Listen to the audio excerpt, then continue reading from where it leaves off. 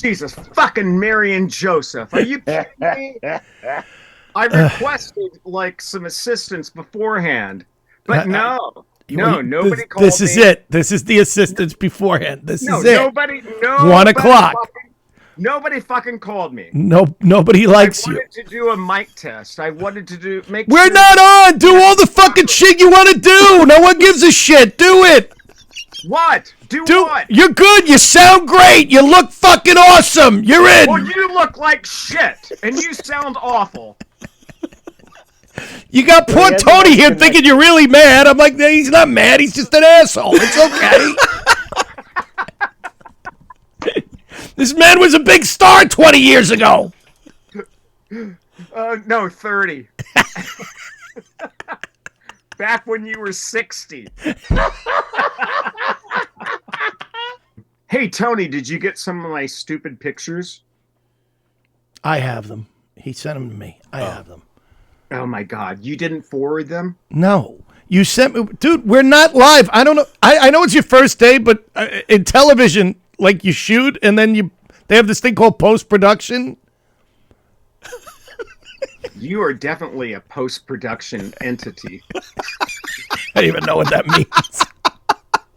I'm loving every second of it.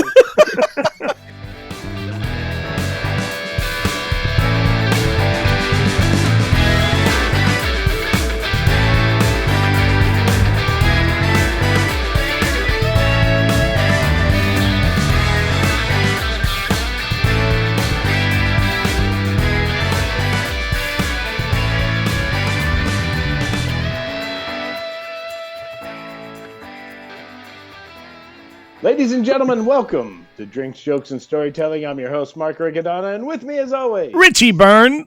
What up, brother? Hey, how you doing? I'm all right. I miss you, man. You and I were together almost every day for like 6 months, and now we haven't seen each other at all in a long time. I know. It's been crazy, man. Although we are going to be on the road together soon, so. That's right. Coming up and well, I don't know when this is going to air, but we're going to be in Boston. Yeah. Doing the Gaelic and Gallic show. Yes. It's a long ride. We have to talk about that. But yeah, it's a great, how's everything been going? Things are good, man. Been screening the film, been putting the films out there. Everybody loves seeing you in the Irish. I did Tony's podcast today, and we were talking about double nickel. I called it double nickel. Double nickel. And Tony, who had nothing to do with it, goes, isn't it double eagle? I'm like, oh, yeah, no, double eagle, right. Yeah, no, you're right. That's when you know you're a big star. Yeah, I'm in the movie. Get the title's right. So you're getting the films out? You're doing all that, trying to get them into the... We've been hitting the festivals. Through Open Doors have been doing really well. We have over 20 laurels now with winning, different categories for actors and directors. And Double Eagle should be, I think, just as successful. It's just getting out now. So cool. Super excited to see where it goes. Great, man. Awesome. Yeah. That's great. I have nothing. You have a video coming out that we'll be doing where you play the Scottish guy too. Scottish guy. Yeah, that's checked out. Yeah, I'm looking forward to that. And if you anybody out there wants to see Richie in a kilt, yes, it's very exciting. And I'm getting echo from someone who's not even on the show yet. So, rumor has it that there's going to be season 2 of Checked Out. Can we talk? All right. I'm very excited for that. I'm very excited too. All right, well, let's bring out our guest because he's a pain in my ass and I want to get this over with. The green room alone, I've been laughing. I lost my voice laughing so hard at you two. Ladies and gentlemen, one of my dearest and oldest friends, and I don't mean old and we've known each other a long time. I mean, he's just friggin' old. An accomplished actor, an accomplished singer, an amazing talent. Dancer. What? Dancer. He is a good dancer. Very good dancer. And you know him from Trading Spaces. Give it up for Doug Wilson. Yeah. What's up, Dougie? Oh, my God. I'm back on your show. Yes. Oh, my God. Hopefully you're sober this time. Remember when he went, Mark, remember when he went to the bathroom right in the middle of the show? He just got up and left. I might do it again. I thought this was drinks and jokes and whatever. If you, Tony, Paige Davis from Trading Spaces is on, and Doug's on, and it's during the pandemic, so they're all in their own houses and apartments. And Paige is talking, and Doug and her are kind of arguing or whatever, and all of a sudden this woman out of nowhere walks in the room and whispers in Paige's ear, and then walks out, and Paige goes, "My mother said I should let you talk more, Doug."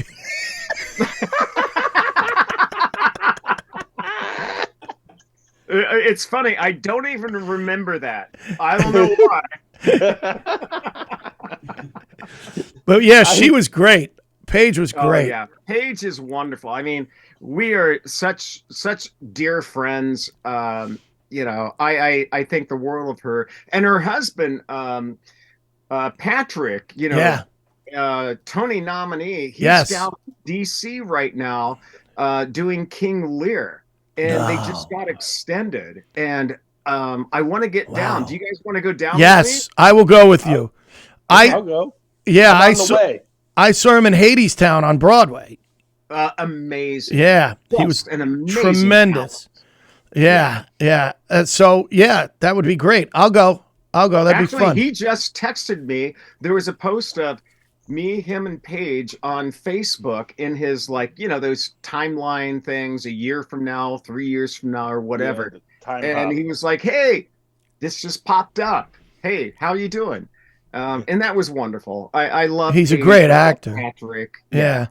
I used to love you and Paige. And where? Can we give him a plug? Yeah, King Lear. King Lear, DC. I'm sorry, I wasn't prepared to promote. You guys talk, and I'll look it up and plug. We were completely prepared for this whole show, Doug, and we wish you would have come the same No, way. you weren't. No, you weren't. I called you. I wanted to do a Zoom check. I wanted to do a mic check. But we did all that, Doug. That's why we had you come on at 1:00. That was the reason. That was when we were doing it. It's at the Michael R. Klein Theater in D.C., and it's running now. Well, we don't know when the show's going to air. That's the problem. Well, it's running now until it looks like into March. Yeah, I think they got extended. I don't know if that goes to April. I think it goes to April now, Mark. Oh yeah, up to April 2nd as of now. Wow, all the way to April 2nd. Wow, yeah, all right. You can get the tickets at the Michael R. Klein Theater.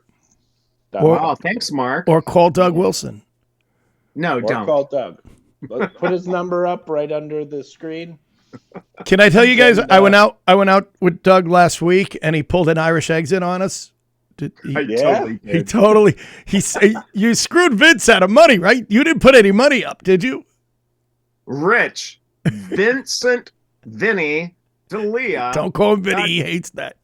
I know. But it's like I call you all sorts of things and you hate them. I'm going to call Vincent Vinny. I met him as Vinny. He's always going to be Vinny in my mind. I know, but he hates it. Anyway, he's an actor and a friend of ours that we should have on the show sometime. Go ahead, Doug. So we went out last week. Vinny paid the last time we got together. Yes, he did. Yes. And this time, like the most recent, was your time. I know that, Doug, but here's the deal. Here's what happened. So we went out. We actually, you know where we went, Mark? We went to see the Morris Brothers, but they were great, and they play there every month, I guess every couple of weeks. And they're actually the guys who wrote the theme song that we're now using for this show, which is even fantastic. So, and Stephen and Robert Morris, and they're tremendous. And we're going to have them on the show. And to them. And so Vince and Doug and I were going to get together and go see them. And of course, our friend Vince always has to bring an entourage. Have you noticed that? Like, there's always got to be other people. I know. And well, I only brought one person one at a time. Yeah, you brought a comic. Who? Oh, by the way, I talked to him the other day. I'll tell you about it off the air. But so Doug was hitting it hard. I drove in, so I only could have 2 drinks. But I was gonna buy. I was gonna pay. And then when Vince showed up with friends, I'm like, I'm not paying for Vince's friends.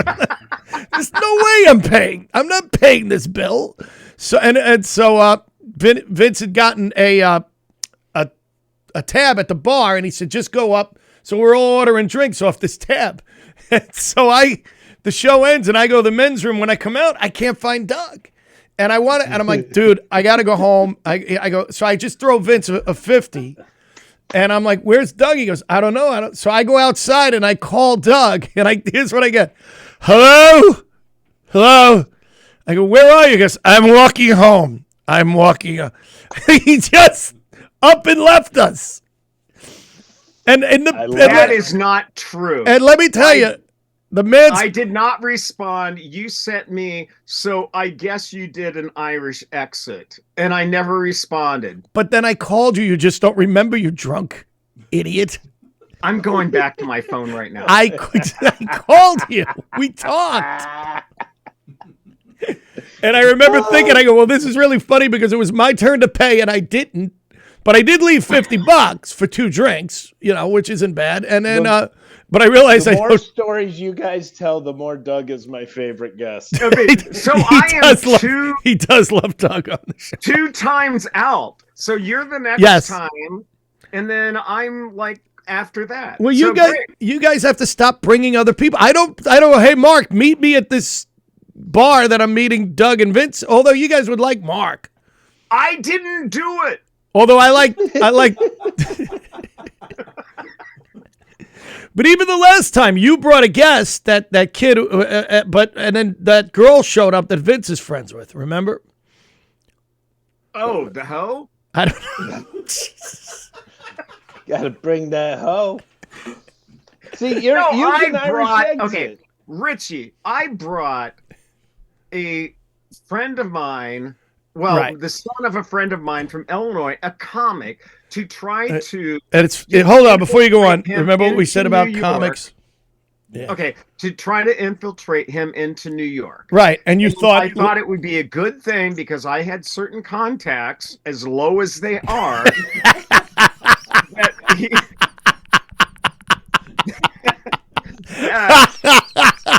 you might be able to mentor him at least to, I don't know, some basement comedy club. No, I remember you said to me, hey, Richie, this kid's coming. He wants to be a comic. And I thought of you. And I go, of course you did. You go, I thought maybe you could introduce him to Mark Riccadonna.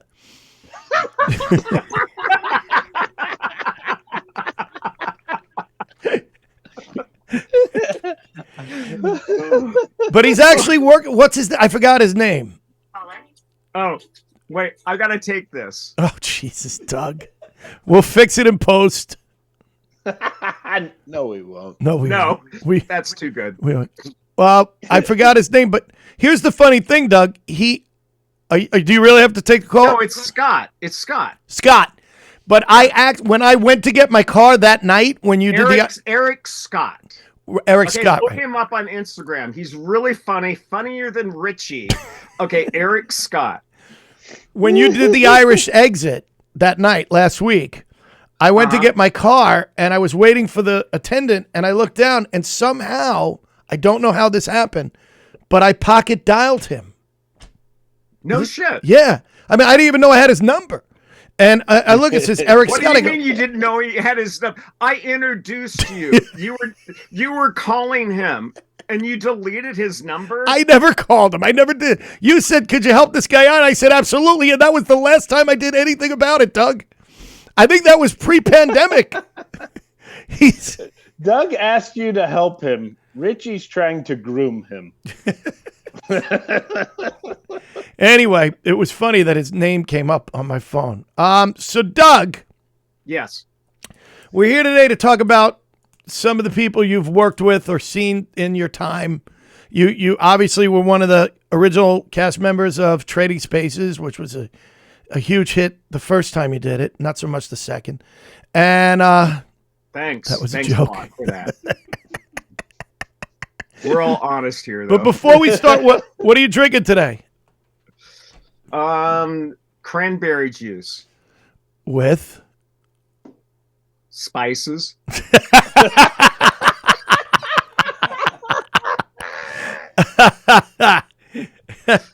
Mark? I have a little Kahlua and coffee. There you go. And I have vodka in a Poland Springs. Is that what Cindy sent for you? Yes.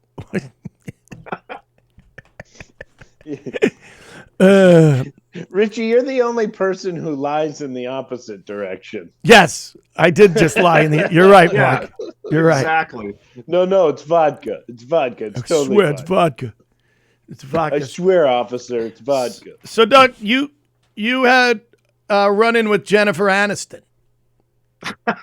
How about that segue?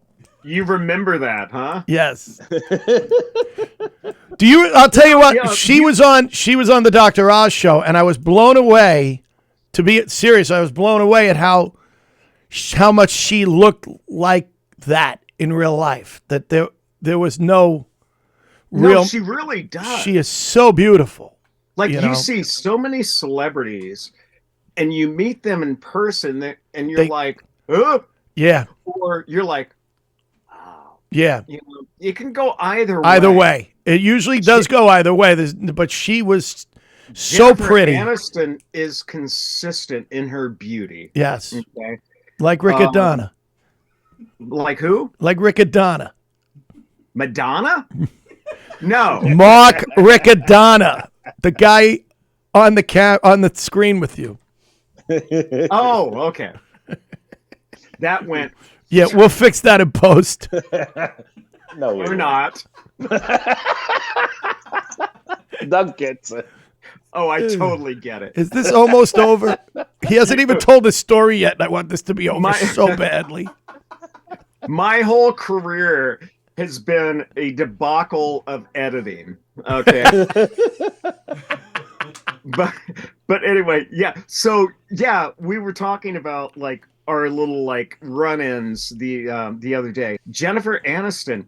I was on La Cienega in LA with my managers. I had two of my managers with me. It was a total LA moment where you're out, you know, you're at the top of your game. You're going out, you know, dining. And we went to, I don't know if it was called Koi, but it was the sushi restaurant on La Cienega. I know a lot of you guys are going to know exactly what it is.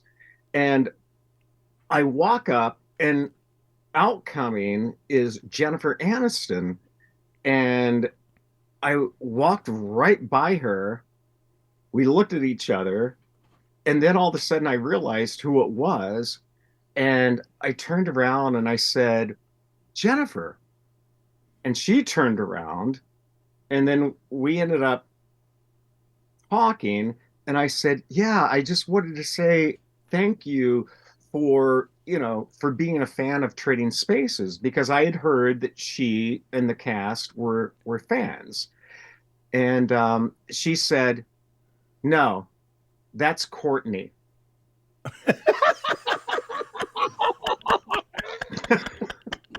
Courtney Cox was a big fan. Apparently Jennifer wasn't.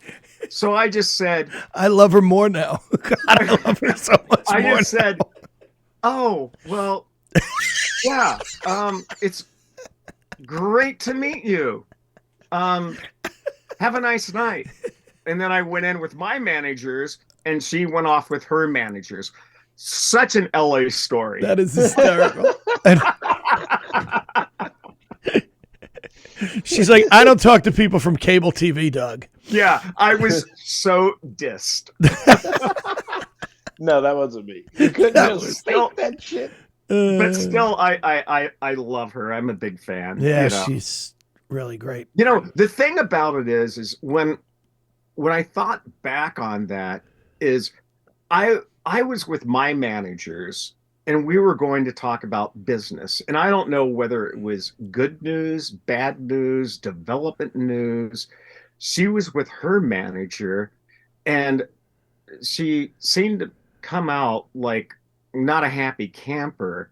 So I get that maybe she had some bad news that she like didn't get this role or didn't get this, and so I give everybody a break in that situation. You don't know what people are going through when you have those interactions. Yeah, I mean, you can't judge. You really can't judge. right.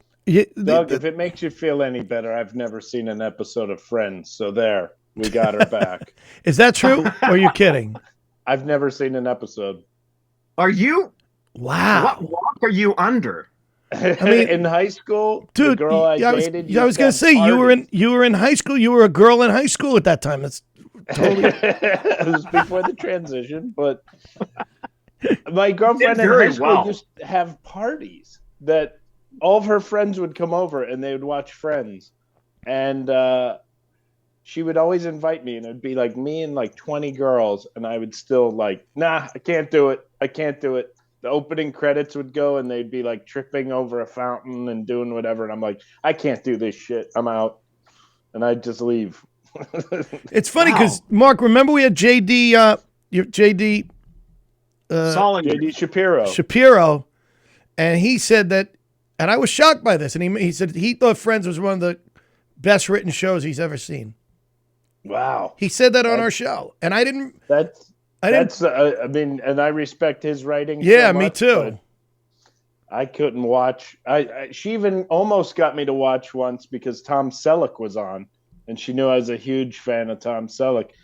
And I literally sat down, the opening credit song played, and I was like, fuck it, I'm out. Call me when it's over. Yeah. And I left. Well, it wasn't really geared to young boys, I don't think, as far as... No. I mean, it really was more for the teenage girl. But I understood what JD was saying. I mean, the premises were what they were, but a lot of the writing was really like bang, bang. It was really well written. It was like that, and then Seinfeld was on after, right? Yeah, something like, or Seinfeld, and then that. Something like must-see TV on It was Thursday nights, and I couldn't stand either show. Oh, you didn't like Seinfeld? Not until I was older. Are you serious? Yeah, I didn't watch it when it was. Wait, Mark, where did you grow up? Youngstown, Ohio. Well, no wonder you didn't get it. Yeah, because I saw New York City, and then I saw both those shows and go, that's not New York City. What is that? Wait a minute. We're going to jump over what was just said? What does that mean, Doug? He didn't get it because he's from Ohio? Ohio can't get the I mean, well, I think he's referring to the fact that I was a white trash teenager. I wasn't really into. Well, I mean, my brother in Central Illinois, Paul, was a huge fan of Seinfeld, and the jokes were like, they were funny, no matter where you lived. Okay, throughout the country or even like other parts of the world. But when you were a New Yorker, there were so many more like subtleties of things that they said or places that they were. Are we talking Seinfeld or Friends? I'm talking Seinfeld. What I liked about Seinfeld that I didn't like about Friends was the set. Like his apartment could look like, if you were a successful stand-up comedian, which he was, he could have that apartment. It looked. Oh no, you're absolutely right. Friends, you were like, how could they possibly live in these apartments? It bothered me for some reason. It didn't even have a look of a New York apartment. It had an L.A. feel to it that you were like this, And they're like, that apartment would cost them about $20,000 a month in New York. Yeah, well, not at that time, but yeah. 90s sitcoms were written, and it's funny because now TV shows are written for teenage and early 20s, but in the 90s they weren't. They did not. They were written for adults, or Yeah, I mean, think of like the shows that Mad About You. There was Wings. Like all those shows were pretty much geared toward older. I mean, even Frasier. But I liked Frasier. But Frasier was a tremendous show. Frasier wasn't trying to get an 18-year-old what a cast boy from Ohio to watch. Well, I wonder how the reboot's going to be. I'm really excited about that. Yeah, I don't Uh, know. but I was reading to see what cast has come along, and it's not really that clear. Yeah, yeah, I You know, know. Yeah. hey, how much time do we have? Whatever you want. Why are Doug. you laughing, Richie? Because I just don't know how to make you understand that there is no clock. We're just talking. It's okay. Why? Why? Why do you want to watch an episode of Friends? Well, we're on I was You more a talk Larry amongst Sanders yourselves. fan. I gotta go pee. All right. I knew this was coming. Why are you guys? Did you? Yeah. Did you watch news radio or Not a just- lot. I would. I didn't hate it, but I didn't. I wasn't like married. I can't. Andy Dick always got on my nerves. Just Yeah, but everything. Phil Hartman was in it, so it Yeah. was all good. Everything. Oh, wait, Andy- wait. Sorry, I just got back from the restroom. and you heard Dick gets on my nerves. Well, it reminded me of my father saying, "You shake it more than twice, you're playing with it." So I shook it once. One quick hard. And now he's shaking it. So Andy Dick. You know what? I didn't put that on my list. Andy, Not everything's take about note. you, That's Doug a Wilson. segue. Not everything's about you, Doug Wilson. Once in a while. you know what? I have to say, for a long time there, while you and Mark were talking, I was very silent. So, do you want to hear my? You mean when you were? Andy Dick's You mean when you story would is- when you were drinking your cranberry juice? I What? thought this Do was you have- about a guest coming on. I didn't know it was just the Richie and Mark show. Do you, I mean, are you like? Wait, am I Doug, a have you guest? met Richie? Doug? We would have done more with you, but you missed the pre-show when we set everything up. You weren't. Because you didn't contact me early enough. I didn't get the email. I didn't get the And this is our fault. Somehow this is our fault. yeah, it's Can I always can I your tell you fault. guys something? Doug sent me pictures of him with different celebrities last night to set so like we can put it in post. And Because I am prepared. but what I love was do my homework. he started sending I'm pictures. so glad we're not all in the same studio because you two would just start making out as He soon as we started- go off air. But he started, you know what? I'll have to send these. Tony can actually put these up so people can see them. He started sending me pictures of his like resume pictures from like 1988, and when Can't wait to see him. he sent me one where you're sucking on your toe, yeah. which I Because kind of I admit. often put my foot in my mouth. And then he sent me his wedding picture, which I found so funny. I haven't seen your ex-wife in so I haven't seen Patty in 30 years. No, 25, almost 30 years. Okay, Richie, some of those pictures were for, you to use on this, and others were personal. Now, you need to have some discretion. Well, which it's too late, don't Doug, have. because the wedding picture's going up.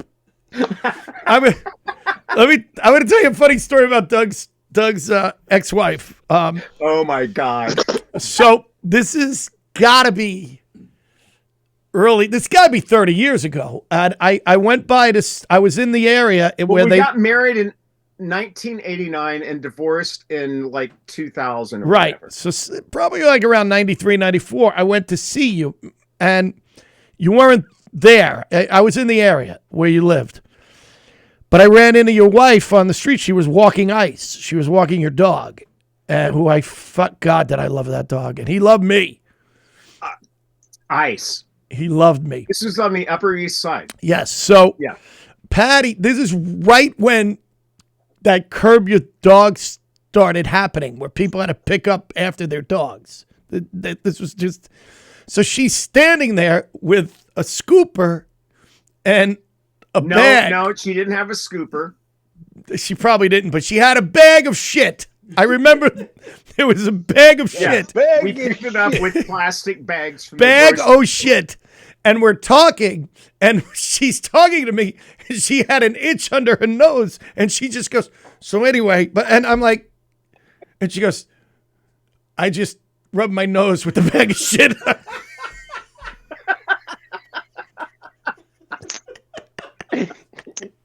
And that's why I got divorced. And she said, please don't tell anybody. And until today, I didn't.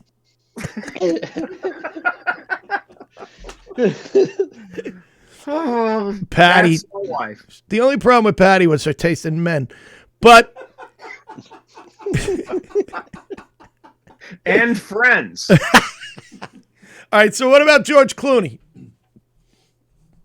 George Clooney. You said Well, that's more of an elongated story. Okay. How about Matt Damon? Oh, Matt Damon. That involves George Clooney, but I can, because some of these are like guys.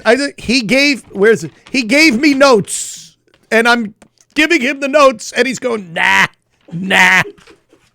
Well, but if I was the producer of this, I would have, There's a done producer? it in a sort of like trajectory of how they flow into each other. But anyway, But technically, you are the producer. You can tell it any way you want. Just go. okay. So I went to a red carpet event in LA. It was like one of my first ones in like 2001, and it was the Sam Rockwell movie with George Clooney directed. Yeah, the Chuck Barris. Yeah, the Chuck Barris. Oh yeah. Yeah. Which is really Great. good, by the way. Oh, it was really, really good. And you know what's great about it is that you really go, You weren't in it? somebody is.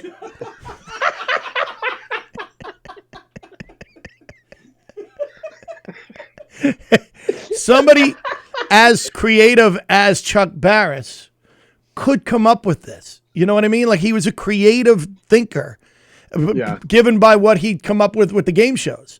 So like this whole thing was so it just blew my mind. But go ahead. I'm sorry. I didn't mean to interrupt, but I did. Yeah. So, I was in LA doing a game show, which we can talk about another time. So I happened to be there for that. Previous to that, I was, farmed out from Jon Stewart's The Daily Show, which we will get at a later point. So I was rushed out to LA and had the opportunity to go to the red carpet, opening.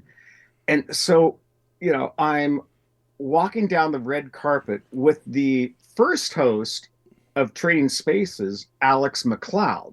Okay.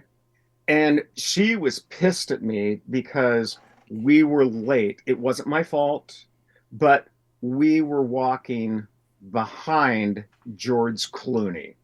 You want to get there on a red carpet before the big celebrity. Oh, okay. Because after, just a point to all of you younglings out there, you don't go after the big celebrity because the paparazzi is going to scatter. So anyway, we walk through and I'm there and, I want to say hi to George Clooney at the party. And I go up, I'm like 10, 15 feet from him. And I felt like I was standing there too long because there were other people and I never actually got to meet George Clooney. Okay. But I waved. I said hi. Please, God, tell me there's more to this story. Then I go into the VIP room and I meet Matt Damon. And that's for another whole time. But that's my George. You wanted me to bring up George Clooney. No, you told me George Clooney. I have it on my notes. That was your George. And I just gave you the George Clooney story. All right. Can I tell you about when I met Rosemary Clooney? Because no, I used to work a young dame back then. I used to work at FAO Schwartz, and she used to come in. She was so much fun. She was so great. Were you like a tin man outside the door? No, no, idiot. Tin Man. It was not a Tin Man. They were like soldiers or something. Whatever they are. Nutcrackers, right. Thank you, Mark. crackers. It's the only thing Mark said for the first half hour. I'm having a good time right now. I know, but I'm not, because these stories are fucking horrible. This was his idea. I'm going to tell stories about celebrity. So far, Jennifer Aniston treated him like shit, and he didn't get to meet George Clooney. This has been going great, Doug. Okay, do you want me to go? Okay. Tell Liza. I didn't say to bring these certain ones up. Yes, you did. Why would I know this? You told me these names. I didn't give you an order of production. Jesus, Mary and Joseph. Tell me about Liza Minnelli. Oh my God.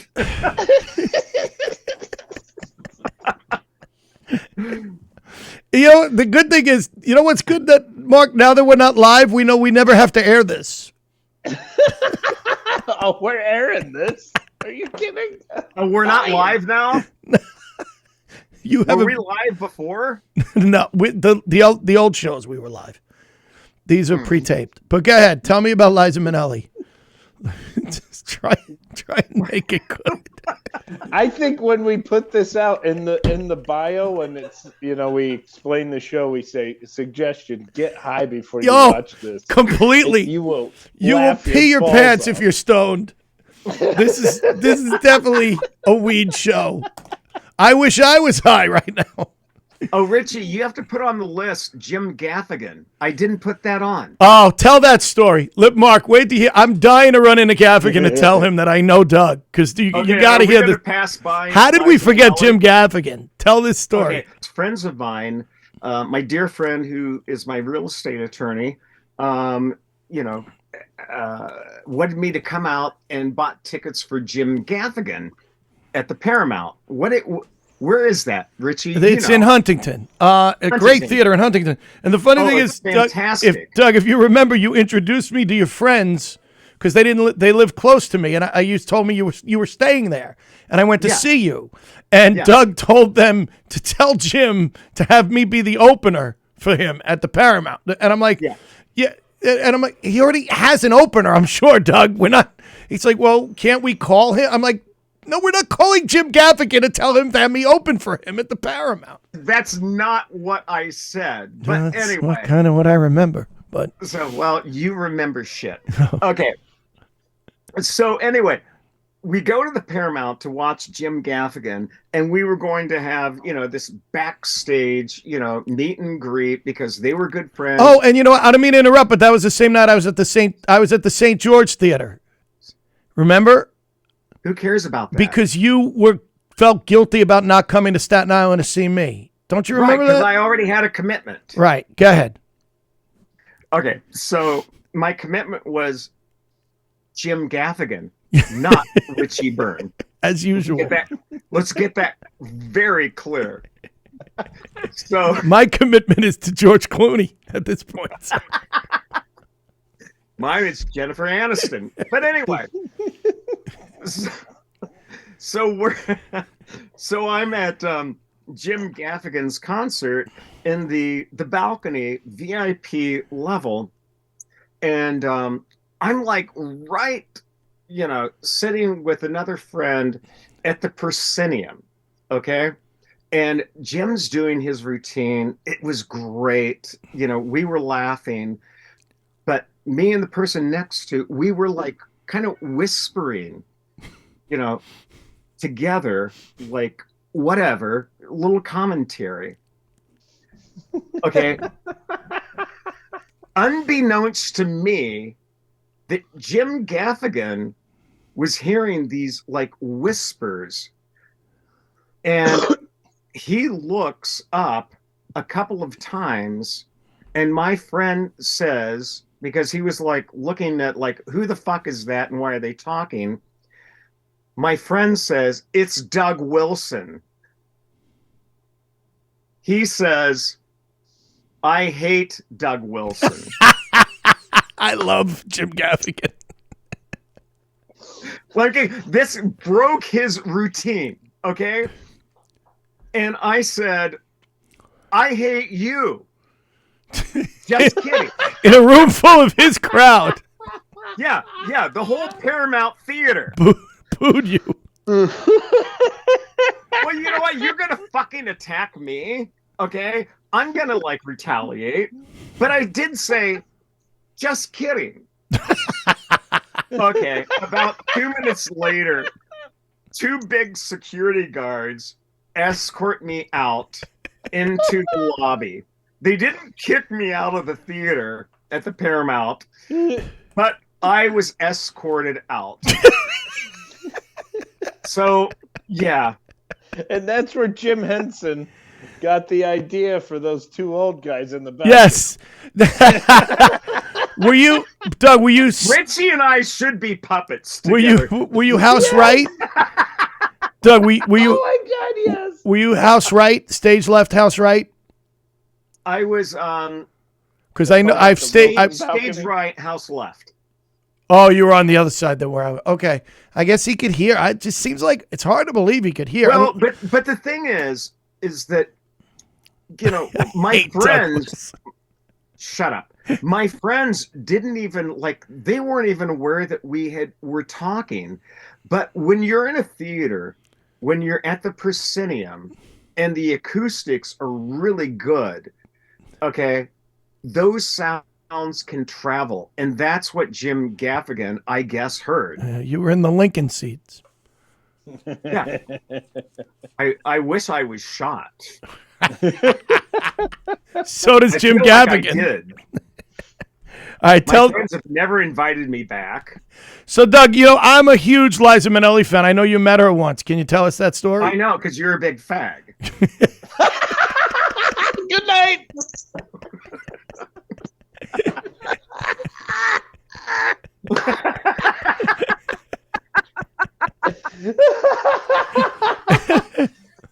Well, now we don't need the joke. I will fix that in post.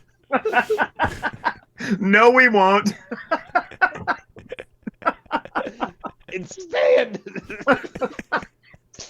No, Richie, what were you saying about your affection? I was saying that I'm a huge fan of Liza Minnelli, being the man that I am.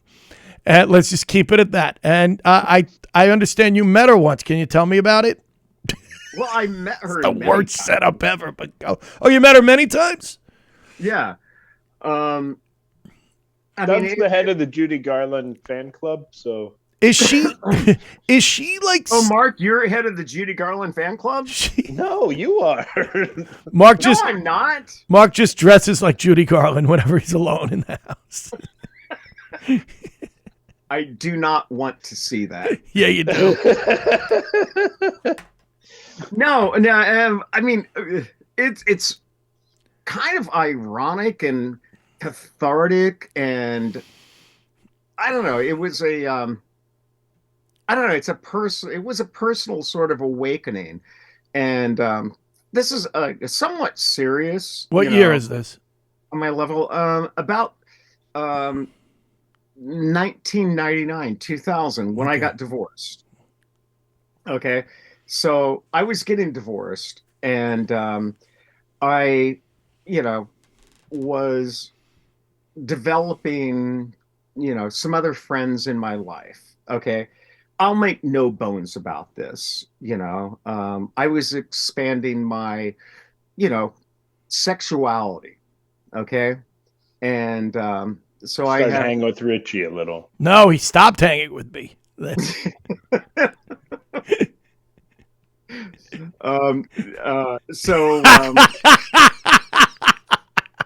Okay, Richie, this is a little hard for me to talk about. All right, we'll talk about it. Well, you told me. I don't talk about my sexuality a lot. So right. This is actually really kind of personal. I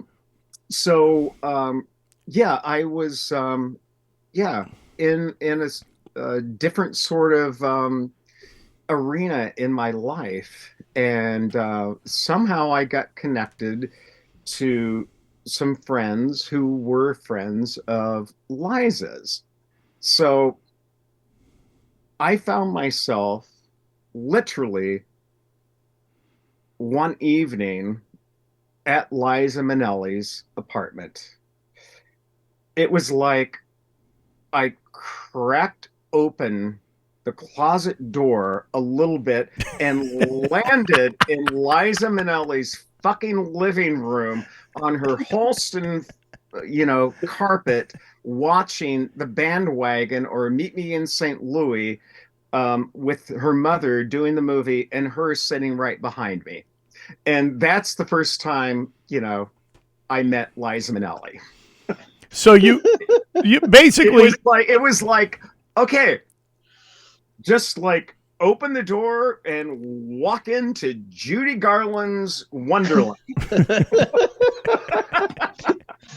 So you didn't just come out of the closet, you kicked down the door and did a barrel roll right in. Well, I have a feeling it was more like no. That's not it. And the thing when I talk about my sexuality and what it is, people have all these ideas, about sexuality, gay, straight, whatever, being in the middle road, bi, whether that's pan, I don't know what it is these days, in terms of how you are and how you can profess to be. But this is, my story of just, how things happened when I first, sort of came out as it is. It's just a funny story to tell, Well, I think that the point you're trying to make is you were questioning your sexuality, and all of a sudden you ended up in Liza's apartment and thought, well, I guess I'm gay, because what else could it be? I'm at the motherland. I'm at the motherland. I mean, I think that's every gay man's fantasy, but Right. But I'm not the typical, I'm not the typical gay. I'm like this anomaly that we're working with in today's society. You can't, the definition of what you are and who you are. I sort of equate it to my good friend Stacey London from What Not to Wear, on TLC. We used to hang out a lot, and we were, in the press as a couple, that we were dating, and we did hang out a lot. And, jokingly, she called me her future ex-husband, and I called her my future ex-wife. And that's a good relationship. Yeah. And that was our fun. And we loved our time together. But then, she is now dating, and in a relationship with another woman. And, I'm dating my, pet rock. I thought you were going to say your hand. Well, Rosie is very important in my life. Rosie DePalm. All right, Doug, we're going to have you back because we have to do this right. So, this. What do you mean right? Is there ever any right with us? No, that's why it's so great. I just enjoyed this so much. We'll do a Doug Wilson game show. How about that? I'm sorry, what? We'll do a Doug Wilson game show. Fine, because we always get off on tangents. Well, but we didn't even hit one thing that I put on here. Well, that's I wish.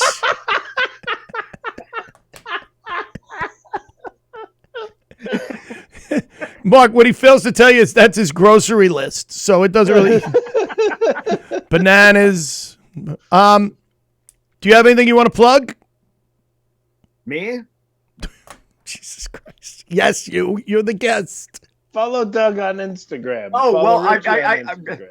The fact of the matter is, sometimes you guys talk amongst yourselves, and I don't know, who's more important. But yes, you do. That answer is always Richie. You always know that you're the equation. No. Just follow me on Instagram, Doug Wilson Designer, or Facebook. I'm, there's nothing major to plug right now, unfortunately, other than Richie and my new engagement. Congratulations, guys. Can I tell a joke? I got to tell a joke. Oh, Yeah. Jesus, Mary and Joseph. We can do the joke. All right. Did I tell this one, Mark? Guy goes to the dentist. Did I tell you this? I don't think so. Guy goes to the dentist. His tooth is killing him. He gets in the chair. The dentist goes, yeah, that's infected. It's got to come out. That tooth's got to come out. He goes, so I'm going to give you a little shot of Novocaine. The guy goes, oh, I can't take needles. No, I can't handle needles. He says, oh, all right. He says, well, I'll give you a little gas. We'll give it. The guy goes, no, I can't have a mask over my face. I can't take masks. No needles, no masks. The doctor says, all right, well, can you swallow a pill? And he says, yeah, I can swallow a pill. He says, I'm gonna give you Viagra. The guy says, Viagra? He says, yeah, I'm going to give you Viagra. He goes, well, is that going to numb the pain? He goes, no, but you're going to need something to grab onto when I pull this shit out of your mouth.